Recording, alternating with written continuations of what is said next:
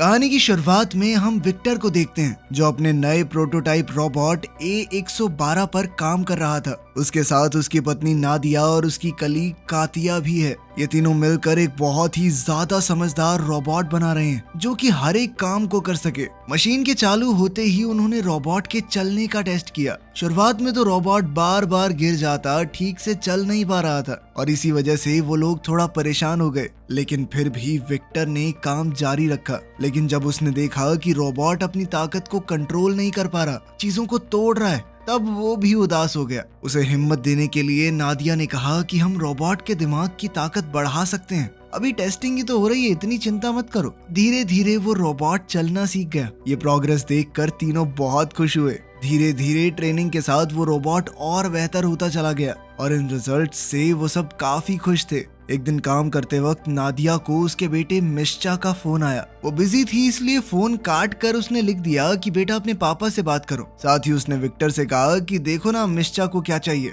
जब विक्टर ने अपने बेटे को फोन किया तो वो कहने लगा कि पापा मुझे स्कूल से ले जाओ, मेरा मन नहीं लगता यहाँ पे, और ये मैथ्स वैथ्स तो छोड़ ही रहा हूँ मैं। विक्टर ने उसे डांटते हुए कहा कि बहाने बनाना बंद कर और पढ़ाई पे ध्यान दे, समझा? 2 रैप्टों में सीधा कर दूंगा तुझे। ये सुनकर मिश्चा नाराज हो गया और फोन काट दिया। तभी कुछ शैतान बच्चे वहाँ पर आए और उसका मजाक उड़ाने लगे। गुस्से में मिश्चा क्लास में गया और अपनी टीचर से पूछा, मैं आर्टिस्ट बनना चाहता हूँ, उसके लिए मैथ की जरूरत है? इस पर टीचर ने कहा कि हाँ जरूरत है। साथ ही उसने एग्जाम्पल दिया कि लियोनार्डो डिविंची को देख लो, उसने पेंटिंग बनाने से पहले इंजीनियरिंग की थी, बहुत से प्रोटोटाइप मॉडल्स बनाए थे उसने। ये सुनकर मिश्चा और चिढ़ गया। कुछ घंटे बाद टीचर ने सबका होमवर्क इकट्ठा किया। मिश्चा ने किसी भी सवाल का जवाब नहीं लिखा था, सिर्फ पूरे पेज पर ड्राइंग्स बनाई हुई थी। टीचर ने उसकी ड्राइंग की तारीफ की लेकिन कहा कि ये मैथ्स की क्लास है और उसे इस टेस्ट में फेल कर दिया।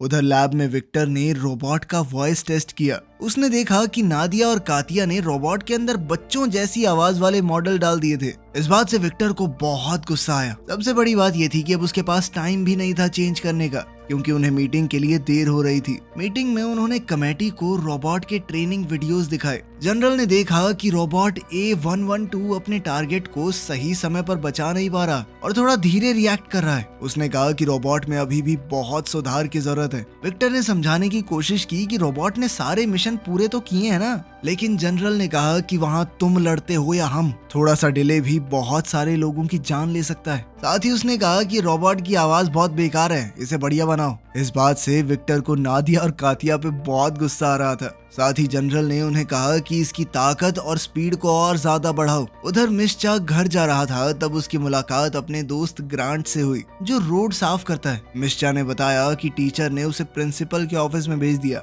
ग्रांट ने उसे तसल्ली दी और कहा कि चिंता मत करो, मैं स्कूल जा सकता हूँ तुम्हारे पेरेंट्स की जगह अगर तुम कहो तो। लेकिन मिश्चा ने मना कर दिया और वहाँ से चल दिया। इसके बाद लैब में विक्टर ने A112 से बात की। उसने पूछा कि तुम्हारे टेस्ट रिजल्ट इतने खराब क्यों आए हैं? रोबोट ने कहा कि शायद आज उसका दिन ज्यादा अच्छा नहीं था। इस जवाब से तो विक्टर और गुस्सा हो गया। तब रोबोट ने बात बदलते हुए कहा कि मैं तुम्हारे परिवार की फोटो देख सकता हूँ। दरअसल वो रोबोट परिवार के बारे में और जानना चाहता था। विक्टर ने कहा कि ये सब बेकार बातें हैं, सब पर ध्यान मत दो तुम। लेकिन रोबोट ने पूछा कि क्या आप सब लोग मेरा परिवार हो? जिस पर विक्टर ने मना कर दिया। तुम सिर्फ एक मशीन हो, कोई इंसान नहीं, मशीनों का परिवार नहीं होता, और इस वक्त तो तुम मेरा दिमाग खराब कर रहे हो। ये कहकर तीनों साइंटिस्ट लैब से चले गए और A112 अकेला रह गया। घर जाकर विक्टर और नादिया ने मिश्चा को डांटा, वही मैथ्स के होमवर्क में ड्राइंग बनाने के लिए। साथ ही विक्टर कहने लगा कि तुम्हारी तो ड्राइंग भी अच्छी नहीं है, अपने माँ बाप की तरह पढ़ाई करके साइंटिस्ट बनो, समझे? मिश्चा ने गुस्से में आकर कहा कि आप दोनों जैसा तो कभी नहीं बनूंगा मैं।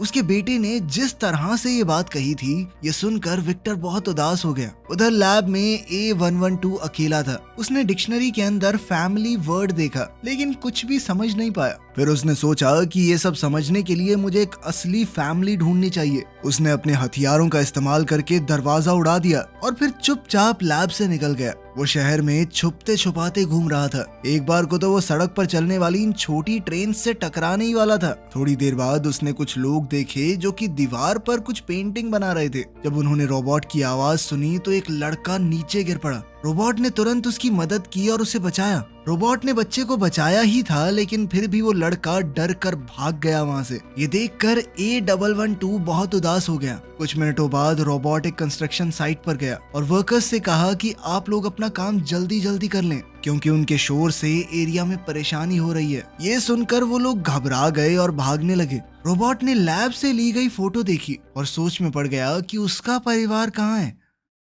अगले दिन विक्टर और उसकी टीम लैब में मिले और उन्हें पता चला कि रोबोट भाग गया है। दूसरी तरफ क्लास में टीचर ने स्टूडेंट्स को बताया कि एक रोबोटिक्स का कंपटीशन होने वाला है और सबको उसमें रजिस्टर करना पड़ेगा, ठीक है। ये सुनकर मीशा उठ गया। टीचर ने पूछा कि तुम क्यों नहीं पार्ट लेना चाहते इसमें, जबकि तुम तो खुद को आर्टिस्ट मानते हो। ये सुनकर मीशा को थोड़ी बेइज्जती सी महसूस हुई और वो गुस्से में क्लास से निकल गया। उसी समय रोबोट A112 मीशा के घर के बाहर पहुंचा। उसने अपनी रोबोटिक उंगली से चाबी बनाई और दरवाजा खोल दिया। घर के अंदर आकर वो शीशे के सामने गया और उदास हो गया, क्योंकि उसे महसूस हुआ कि वो अभी भी अकेला है। तभी उसने दरवाजा खुलने की आवाज सुनी और अचानक से छुप गया। मीशा घर आया, अपने बैग को फर्श पर फेंका और बाथरूम में चला गया। हाथ धोने के बाद उसने रोबोट को देखा, जो कि उसे तौलिया दे रहा था। दरअसल वो भी छुपने के लिए बाथरूम में ही आया था। मीशा अचानक डर गया और चौंकने की वजह से सिंक से टकरा गया। रोबोट ने उसकी मदद करने की कोशिश की और कहा कि मैं तुम्हारा ट्रीटमेंट करूंगा।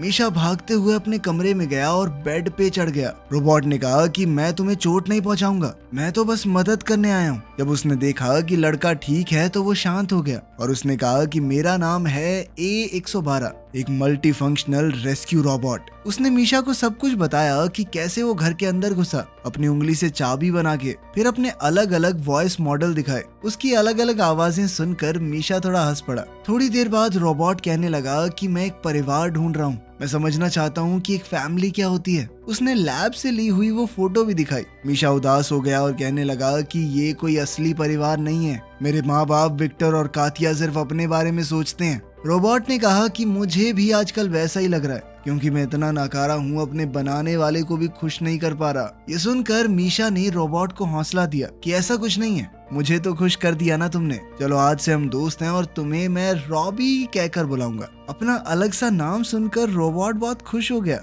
उधर लैब में जनरल ओलेग ने साइंटिस्टों से मीटिंग की और गुस्सा होकर कहा कि A112 भाग गया है, वो जल्द ही सबके लिए खतरा बन सकता है, उसके अंदर बहुत खतरनाक हथियार हैं। जब विक्टर ने देखा कि उसके परिवार की फोटो गायब है तो उसने सोचा कि घर जाके चेक करूंगा एक बार। इस वक्त घर में मीशा और रॉबी टीवी देख रहे थे। जैसे ही विक्टर आया, रोबोट छुप गया। विक्टर ने पूरा घर चेक किया, लेकिन उसे कुछ नहीं मिला। जैसे ही वो गया, मीशा ने रॉबी को अपना कंप्यूटर दिया ताकि वो और चीजें सीख सके। रॉबी ने मिनटों में बहुत सारी चीजें पढ़ डाली। फिर मीशा उसे अपने दोस्त ग्रैंट के काम करने की जगह पर ले गया, जहाँ पर वो अपनी आर्ट बनाता था। रॉबी ने ड्राइंग्स देखे और पूछा कि ये बिल्कुल सिमेट्रिकल क्यों नहीं है, लेकिन मीशा ने कहा कि आर्ट को किसी सिमेट्री की जरूरत नहीं होती, बस उसमें खूबसूरती होनी चाहिए। फिर वो रॉबी को खिड़की के पास ले गया और दोनों ने सनसेट देखा। इस नज़ारे को देखकर रॉबी बहुत खुश हुआ। उसने कहा कि देखो, कल तुम्हें छुपकर रहना पड़ेगा, मुझे कल स्कूल जाना है। अब रॉबी वर्कशॉप में अकेला रह गया और मीशा ने उसे एक पेन दे दिया ताकि वो ड्राइंग कर सके। दूसरी तरफ जनरल ओलेग के लोग उसे बता रहे थे कि हम एक बहुत बड़े हिस्से में ढूंढ चुके हैं शहर के, हमें वो रोबोट कहीं नहीं मिला। उसने अपने फौजियों को ऑर्डर दिया कि लैब के आसपास सिक्योरिटी बढ़ा दो और शहर के लोगों को जल्द से जल्द अलर्ट भेजा जाए कि अगर कोई रोबोट दिखे तो रिपोर्ट करना। कुछ घंटे बाद अपने घर पर विक्टर, नादिया और मीशा डिनर कर रहे थे। नादिया ने देखा कि विक्टर काफी उदास है और पूछा कि क्या हुआ। विक्टर ने जवाब दिया कि आज बॉस ने बोला कि लैब शायद बंद होने वाली है, जिस पर मीशा ने पूछा क्यों। तो विक्टर ने बताया कि हमारा एक रोबोट है A112, वो गायब हो गया है। अगर जल्द से जल्द उसे पकड़कर खत्म नहीं किया गया तो सबकी नौकरी चली जाएगी। ये सुनकर मीशा एकदम चुप हो गया। अगले दिन स्कूल में क्लास का एक लड़का एंटोन अपने रिमोट कंट्रोल रोबोट को चलाकर टीचर को परेशान कर रहा था। जब टीचर गुस्सा हुई तो उसने रिमोट मीशा की तरफ फेंक दिया और अब टीचर को लग रहा था कि मीशा ने ऐसा किया है, जिसके बाद उसे बिना किसी सवाल जवाब के क्लास से बाहर निकाल दिया गया। थोड़ी देर बाद स्पोर्ट्स क्लास में मीशा एंटोन के पास गया। एंटोन फिर से उसकी बेइज्जती करने लगा, लेकिन अब मीशा की बस हो चुकी थी। उसने एंटोन को पकड़कर नीचे गिरा लिया। मेरा नाम क्यों लगाया बे तूने, हाँ बता। तभी जिम टीचर दौड़ कर आया और दोनों को अलग किया। मीशा गुस्से में क्लास से निकल गया और सीधा वर्कशॉप पहुंचा। वहाँ उसने देखा कि रॉबी और ग्रांट तो पत्ते खेल रहे हैं और दोनों अब अच्छे दोस्त बन चुके थे। मीशा के चेहरे पर परेशानी देखकर रोबोट ने पूछा, क्या हुआ? मीशा ने बताया कि तुम्हारे पीछे बहुत ज्यादा फौज पड़ी है। ऑर्डर ये है कि तुम्हें ढूंढकर किसी भी तरह से खत्म कर दिया जाए। इसी बात का हिसाब लगाकर मीशा ने कहा कि रॉबी तुम्हें शहर से दूर चले जाओ। तब ग्रांट ने बताया कि जंगल का एक हिस्सा है, वहाँ कोई नहीं जाता क्योंकि कुछ वक्त पहले वहाँ बहुत भयानक आग लगी थी। ये सुनकर मीशा ने रॉबी से कहा कि तुम्हें वहाँ जाकर आग बुझाने की कोशिश करनी चाहिए। इससे सबको ऐसा लगेगा कि तुम अच्छे हो, इंसानों की मदद करना चाहते हो। ये आइडिया सुनकर तीनों खुश हो गए।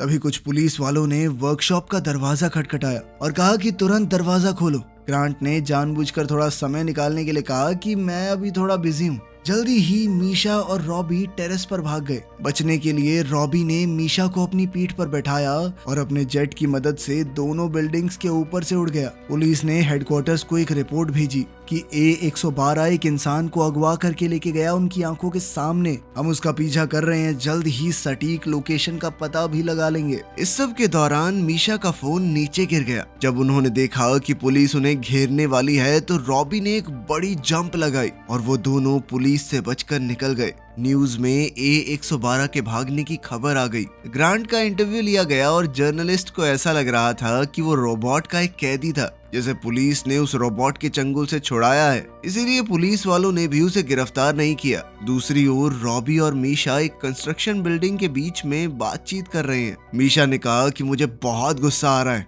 ये सब लोग फालतू में तुम्हारे बारे में अजीबोगरीब बातें फैला रहे हैं, पूरे मीडिया में तुम्हारी इमेज खराब कर रहे हैं। रॉबी ने कहा कि कम्युनिकेशन में दिक्कत की वजह से उसके टेस्ट्स में कुछ प्रॉब्लम आई, शायद उसके अंदर कोई प्रॉब्लम है। मीशा ने उसे कहा कि तुम ज्यादा मत सोचो, तुम बहुत मेहनती और अच्छे रोबोट हो। ये बातें सुनकर रॉबी बहुत खुश हो गया। उसने मीशा को थर्मल ब्लैंकेट दिया और दोनों ने मिलकर एक मूवी देखी। कुछ मिनटों बाद मीशा को याद आया कि आज पहली रात है जब उसे अपनी माँ से गुड नाइट सुनने को नहीं मिलेगा। रॉबी ने कहा कि अगर तुम चाहो तो मैं तुम्हें घर पर ले जा सकता हूँ। मीशा ने इसके लिए मना कर दिया और कहा कि अगर ऐसा हुआ तो लोग तुम्हें खत्म कर देंगे, तुम्हें पकड़ते ही वो लोग अलग अलग हिस्सों में तोड़ देंगे। रॉबी को ये सुनकर बहुत अच्छा लगा कि मीशा को उसकी चिंता है। अगली सुबह वो दोनों वर्कर्स की आवाज से उठे जो कंस्ट्रक्शन साइट में काम कर रहे थे। मीशा ने कहा कि हमें कुछ ऐसा करना होगा कि कोई हमें पहचान न पाए। उन्हें अपना हुलिया थोड़ा बदलना पड़ेगा, साथ ही पास के जंगल में लगी हुई आग को वो बुझा सकते हैं ताकि पुलिस और जनता को यकीन हो जाए कि रॉबी एक अच्छा रोबोट है। इस तरह से उसकी इमेज थोड़ी बदल जाएगी, फिर शायद उसे मारा न जाए। उधर घर पर विक्टर और नादिया के पास कातिया आई और बताया कि लैब बंद हो गई है। जिसके बाद विक्टर पुलिस से पूछने चला गया कि रोबोट और उसके बेटे का कुछ पता चला। उधर रॉबी और मीशा सिटी सर्कस पहुंच गए थे। वहां काम करने वाले लोगों से बात करके उन्होंने जोकर के कपड़े पहने ताकि रॉबी को एकदम से देखकर कोई पहचान ना पाए। कुछ मिनटों बाद मीशा ने रॉबी से कहा कि तुम अपना भेस बदल के रखना, ठीक है? मैं बस जल्दी से टिकट लेके आता हूँ। तभी एंटोन और ओलिया जो कि मीशा की क्लास में पढ़ते थे वहाँ आ गए। वो दोनों मीशा को देखकर हैरान रह गए और पूछा कि तुम्हारे तो गायब होने की खबर चल रही थी। जिसके बाद मीशा ने रॉबी को बुलाया, साथ ही उसने उन्हें बताया कि रॉबी कोई बुरा रोबोट नहीं है, बहुत अच्छा है। वो बिना बात उसके बारे में बुरी बातें फैलाई जा रही हैं। जोकर की कॉस्ट्यूम में रॉबी को देखकर बच्चे थोड़ा डर गए, लेकिन मीशा ने समझाया कि रॉबी उसका दोस्त है, वो यहाँ से भाग रहे हैं ताकि वो रॉबी को एक सुरक्षित जगह पर पहुंचा सके। उधर विक्टर ने जनरल से बातचीत करने की कोशिश की कि सर आप मेरी लैब को बंद मत कीजिए, लेकिन जनरल ने कहा कि मैं फैसला कर चुका हूँ और वो रोबोट भी जहां मुझे मिलेगा उसे वहीं खत्म कर दूंगा मैं। निराश होकर विक्टर वहां से चल दिया। वो समझ गया था कि इस आदमी के साथ बातचीत करके कोई फायदा नहीं होगा, लेकिन अपने सबसे बड़े प्रोजेक्ट को फेल होता देखकर उसे बहुत बुरा महसूस हो रहा था। तब मीशा ने अपने साथियों से कहा कि तुम लोग रॉबी के साथ रहना, तब तक मैं बस की टिकट खरीद के आता हूँ। हमें पास वाले जंगल में जाकर आग बुझानी है ताकि रॉबी का नाम साफ हो सके। साथ ही उसने उन दोनों से ये भी वादा लिया कि वो किसी को नहीं बताएंगे। उन दोनों ने मीशा से वादा किया, लेकिन जैसे ही मीशा वहां से गया, एंटोन ने रॉबी से पूछा कि क्या तुम सच में वो जबरदस्त करतब कर सकते हो या वो सब भी झूठ था न्यूज में। ये सुनकर रॉबी एक्साइटेड हो गया और जोकर की कॉस्ट्यूम उतार कर मीशा के सामने अपने करतब दिखाने लगा। मीशा ने अपना फोन निकाला और रिकॉर्ड करने लगा। ये देखकर ओलिया गुस्सा हो गई। एंटोन ने कहा कि मुझे इस बात से कोई फर्क नहीं पड़ता कि ये रोबोट जिंदा रहे या मरे, मैं इसकी वीडियो इंस्टा पे डालूंगा, बहुत फॉलोअर आएंगे मेरे। उसकी ये धोखाधड़ी देखकर ओलिया को बहुत बुरा लगा। इसके बाद एंटोन वहां से चला गया और रॉबी ओलिया से बातचीत करने लगा। उधर मीशा को 2 गार्ड्स ने पकड़ लिया। उसके हुलिये से उन्होंने हिसाब लगाया था कि ये वही लड़का है जो गायब हुआ था। कुछ मिनटों बाद विक्टर को पुलिस स्टेशन से एक फोन आया। अब उसकी जान में जान आई थी कि चलो मेरा बेटा तो ठीक है, पुलिस को मिल चुका है वो। उधर एंटोन ने सच में वो सारी वीडियोस सोशल मीडिया पर डाल दी और धीरे धीरे वो वायरल वीडियोस जनरल की टीम तक भी पहुंच गई। उन्होंने फैसला किया कि वो इस बच्चे के पास जाकर उससे पूछताछ करेंगे। पुलिस स्टेशन में विक्टर ने अपने बेटे से मुलाकात की। उसने अपने बेटे को देखते ही गले लगा लिया और पूछा कि तुम अब तक क्या कर रहे थे? वो रोबोट खतरनाक है, तुमने सुना नहीं? मीशा ने कहा कि रॉबी उसका दोस्त है, वो कोई बुरी मशीन नहीं है जैसा जनरल बोल रहा है सबको, वो एक बहुत ही अच्छा रोबोट है। उसने ये भी बताया कि वो उसे अपने कुछ दोस्तों के पास छोड़कर आया है। साथ ही वो अपने पिता को भरोसा दिलाकर उस जगह पर ले आया, ये वादा लेकर कि वो रोबोट को रिपोर्ट नहीं करेंगे। विक्टर थोड़ा हिचकिचाया लेकिन फिर मान गया और मीशा के साथ चल दिया। वहीं रॉबी को ओलिया ने मेकअप से नया लुक दे दिया था। विक्टर ने देखा कि रॉबी अब काफी बेहतर बातचीत करना सीख गया है और उसके सोचने समझने के तरीके में भी काफी बदलाव आए हैं। लेकिन तभी पुलिस की गाड़ियां वहां आ गई। मीशा समझ गया था कि अब तो बहुत दिक्कत होने वाली है। वो तीनों जल्दी से कार्गो शिप के गोदाम की तरफ भागे, लेकिन सिपाहियों ने उन्हें घेर लिया। ओलेग ने ऑर्डर दिया कि जल्दी से बच्चों को लेकर साइड हो जाओ ताकि हम इस रोबोट के ऊपर अपने इलेक्ट्रोमैग्नेटिक हथियार से हमला कर सकें, जिससे रॉबी खत्म हो जाएगा। जब विक्टर नहीं माना तो ओलेग ने फैसला किया कि अब तो जबरदस्ती करनी होगी।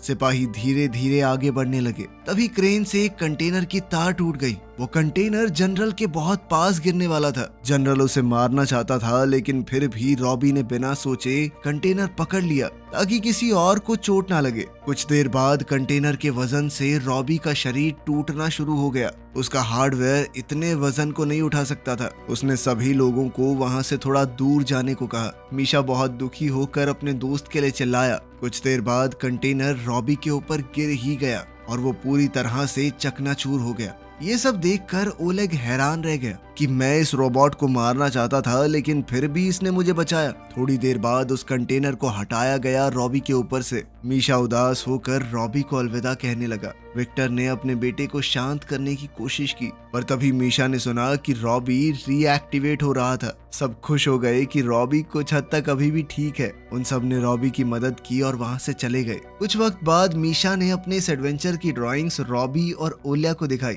सबको ही वो बहुत पसंद आई। आखिरकार सब लोग डिनर के लिए इकट्ठा हो गए और रॉबी ने नादिया का फोन मांगा ताकि वो भी अपने इस परिवार के साथ फोटो ले सके। वीडियो पसंद आई तो लाइक कर देना, चैनल को सब्सक्राइब कर लेना। मिलते हैं अगली वीडियो में।